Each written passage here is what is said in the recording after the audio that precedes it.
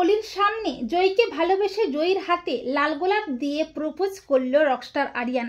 হ্যাঁ বন্ধুরা, আমরা এমনটাই দেখতে পাবো অনুরাগের ছোঁয়া ধারাবাহিকের আগামী পর্বগুলোতে।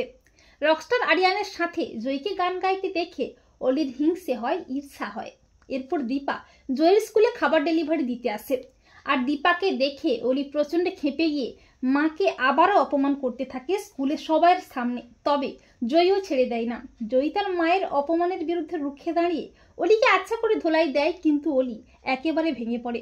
তখন জয়ী অলির হাতটি ধরে অলিকে নিয়ে তার বাড়িতে যায়। এরপর পরদিন দীপা তার 2 মেয়ের জন্মদিনে অলি ও জয়ীকে নিয়ে মন্দিরে পুজো দিতে যায়।